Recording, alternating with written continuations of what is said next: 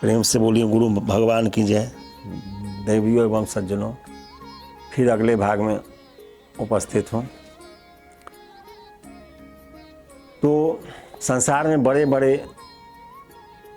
योद्धा आए, एक से एक विद्वान आए, एक से एक धनवान आए, एक से एक गुणवान आए, सब आए और सब चले गए, कोई संसार में नहीं ठहरा। तो सिकंदर महान का नाम सुने होइएगा, विश्व विजेता सिकंदर। पूरे विश्व को जीतने के लिए वो अपना अभियान चलाए हुए था। बहुत से देश जीत चुके थे, बहुत बाकी था, सबको एकाएक जीतते हुए आगे बढ़ रहे थे। और उनका पूरा इतना ज़्यादा खौफ था कि उनके नाम से ही लोग भयभीत हो जाते थे।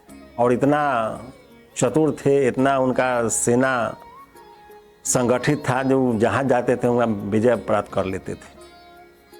तो उनको कोई महापुरुष बताया था एक बार, जो कोई गुरु एक ठो है, उनका नाम सुना था उस महापुरुष के द्वारा। तो सोचा जी एक बार उस गुरु से मिलेंगे, जो आखिर गुरु है कौन, जो एक महापुरुष उसको बताए थे, जिस पर सिकंदर को भरोसा था, विश्वास था। वो आदमी बताए थे कि एक जगह एक गुरु है भारत में, कहीं रहते हैं। तो सोचा जब भारत की ओर बढ़ेंगे तो उनसे मिलेंगे जरूर। तो वो अपना चारों तरफ सेना के छोड़ा कि भाई गुप्तचर सके पता लगाओ जो वो आदमी कौन है, वो कौन महात्मा है, कहाँ रहते हैं, कैसे हैं। तो वो अपना उसका गुप्तचर लोग खोजते खोजते खोजते खोजते पता लगाया। तो जब ये भारत की ओर सिकंदर आया, तो सिकंदर जब भारत की ओर आया तो वो रास्ता में एक पेड़ के नीचे बैठे हुए थे धूप में। जो संत के बारे में वो जानना चाहता था, जिसके बारे में वो उसके गुप्तचर लोग बताए थे, उस संत एक पेड़ के नीचे बैठे हुए थे और सामने उनका एक कुटिया था उसी जगह। तो जब इधर से जा रहा था तो एक रास्ता के बगल में ही एक जंगल से गुजर रहा था। तो उसी जंगल में एक रास्ता था, उसी के बगल में वो संत थे। उनका एक आश्रम था, छोटा सा कुटिया। तो इनको जो गुप्तचर लोग था वो बता चुका था कि भाई वो आगे उस रास्ता में उस संत हैं जिनके बारे में आप बताए थे।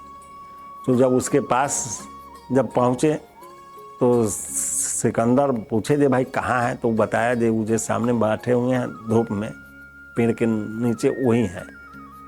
तो कहा दे ठीक है, उनका एक बार दर्शन कर लेते हैं। तो वो अपने रथ से उतर के जब वहाँ संत के पास गया तो संत उस पर कोई रिएक्शन कुछ नहीं हुआ। वो अपना बैठे हुए थे। चारों तरफ से सेना घेर लिया, मंत्री लोग थे, सब लोग थे। तो मंत्री लोग कहा कि विश्व विजेता सिकंदर महान है। तो संत उस पर उतना ख्याल नहीं रखे, वो अपना मस्ती में बैठे हुए थे। फिर दोबारा कहा कि सिकंदर महान है।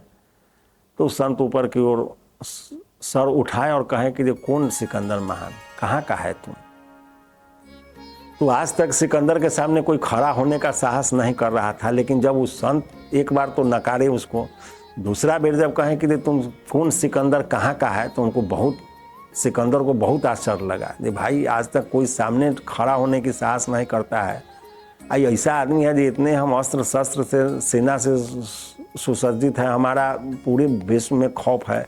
एक साधारण फकीर है और बैठा हुआ है, उठ के खड़ा भी नहीं हुआ, और उसके बाद हमारा कोई अहमियत ही नहीं समझा। अब फिर पूछ रहा है जो सिकंदर कौन है। तो सिकंदर ये सोचिए रहे थे तब तक ले मंत्री लोग कहा जी विश्व विजेता है, आप इनको जानते नहीं है। तो कहा हम किसी को नहीं जानते हैं। तो फिर संत पूछे जे भाई तुम इधर जा कहाँ रहा है। तो कहा जे हम पूरे विश्व के जीतने का हमारा अभियान है, हम उसी पर निकले हुए हैं। तो फिर इधर कहाँ जा रहा है। तो बताया कि जा रहे हैं फलाना देश 10 गो देश के नाम बताया दे, ये देश वो देश जो अभी बाकी है उसको जितना बाकी है।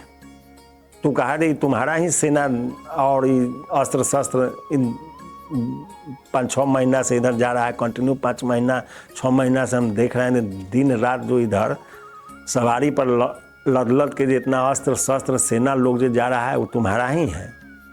तुम कहा जे हाँ हमारा ही है। कहा जे अभी तक कम है, पीछे बहुत है। तुम कहा जे तुम करते क्या हो?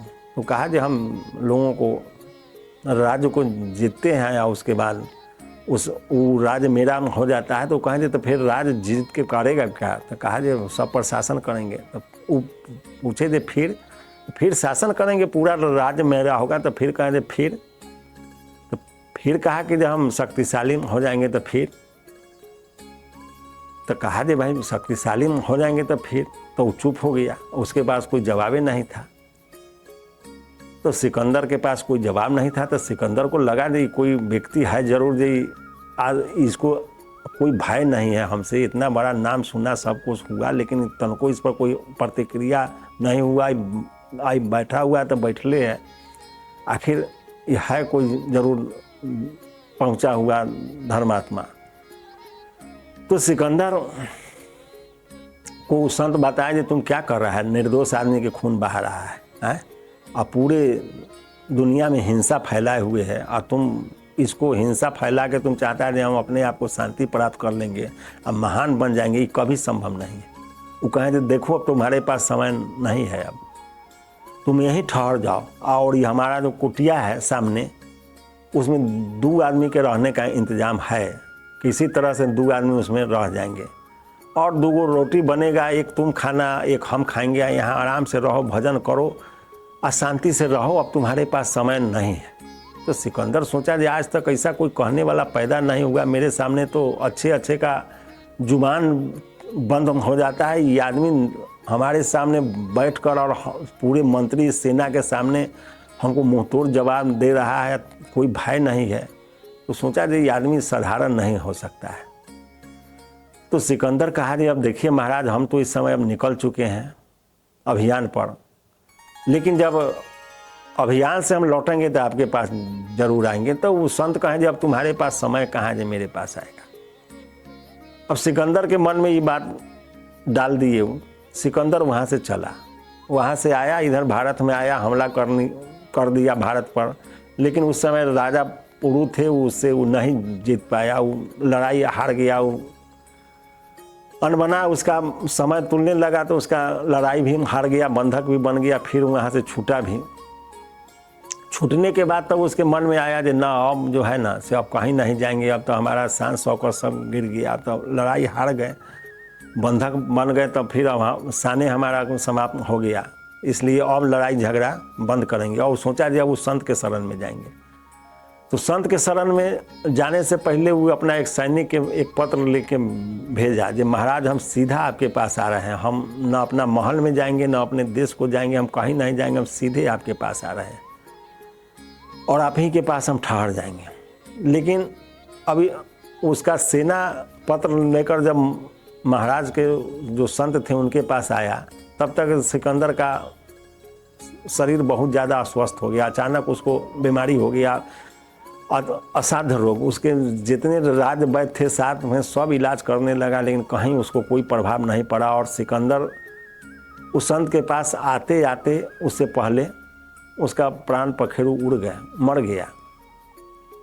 और सिकंदर मरने से पहले अपने मंत्रियों को कहा, यह मेरा आदेश है, जो हम यदि मर जाएं तो जितने महंगे महंगे जो हम हार जवाहरात जो लूटे हैं वो सब हमारे रंथी पर रख देना, और पूरे शहर से हमारे लाश को लेकर गुजरना, तो हमारा हाथ अर्थी से नीचे लटकाना। तो उसका कहा महाराज ऐसे काहे आप बोल रहे हैं या सोच रहे हैं? तो कहा बोल नहीं रहे हैं, सोच नहीं रहे हैं, ये सच्चाई है। क्योंकि लोग ये समझेगा कि सिकंदर ऐसे विश्व विजेता महान जब मरे तो साथ में कुछ भी लेके नहीं गए और उनका हाथ खाली था, ताकि लोगों में संदेश जाए कि लोग इस तरह से अत्याचार करना बंद कर दें। और सिकंदर मर गया। सिकंदर मर गया। जब उसका संदेश लेके यहाँ जब सैनिक आया, तो जब महाराज पत्र जब उनको पढ़ के सुनाया, तो महाराज कहे जो आ कहाँ पाएगा, उसका तो समय समाप्त। और सिकंदर मर गया। जब सिकंदर मर गया तो उसकी माँ, जब इस बात की जानकारी मिला तो उसकी माँ आई, तो राज वैद्य पर बहुत ज़्यादा बिगड़ा कि तुम लोग कौन चीज़ का वैद्य हो, जो हमारे बेटा को मार दिया, तुम्हारे औषधि में कोई दम नहीं है। तो वैद्य कहा जे माता जी ऐसा बात नहीं है, औषधि में तो इतना दम है। जी एक नदी सामने से बह रहा था, वो औषधि के पुड़िया खोला, नदी में फेंक दिया, पूरा नदी बर्फ हो गया। कहा जो औषधि में इतना दम है, लेकिन मृत्यु का कोई दवा मेरे पास नहीं है, इसके लिए क्षमा कर दीजिए, मृत्यु का कोई दवा नहीं है। और सिकंदर ऐसे महान इस दुनिया से खाली चले गए। तो उतने बड़े विश्व विजेता के खौफ पूरे संसार में डालने वाले अब 32 साल की उम्र में इस संसार से खाली हाथ विदा हो गए। तो अब यदि कोई यह सोच रहा है कि हम महान बन जाए, तो अब क्या उससे भी शिक्षा लेना चाहिए। जो बड़े बड़े लोग महान बनना चाहें, सुखी होना चाहें, लेकिन नहीं हो पाए, हिंसा करके और अपराध करके, बहुत से कर्म कुकर्म करके हथियार के बल पर दुनिया जीतना चाहे, लेकिन समय से पूर्व उस संसार से विदा हो गया। आज तक इस संसार में न कोई रहा है, न रहेगा, न कोई है, सबको आना जाना लगा हुआ है। इसलिए सब कुछ छोड़ करके सारे बातों पर विचार करते हुए आप अपने उद्धार का सोचें। यदि उस संत के बात मान के उनके कुटिया में ठहर जाता तो हो सकता था जो बच जाता या उसका कल्याण हो जाता, लेकिन वो तब एक सांसारिक माया के जाल में पड़ा हुआ था, विषय वासना उसके ऊपर सवार था, एक बड़ा होने का होड़ लगा हुआ था, तो कुछ नहीं हुआ, सब बर्बाद हो गया। बाद में उनके मर जाने के बाद उनकी माता के, उनके चाचा के, उनकी पत्नी को सबको मार दिया और उनका सारा संपत्ति जो 4 गो सेनापति था वो आपस में बांट लिया। कहीं कुछ नहीं रहा, सिकंदर का एक नाम रह गया।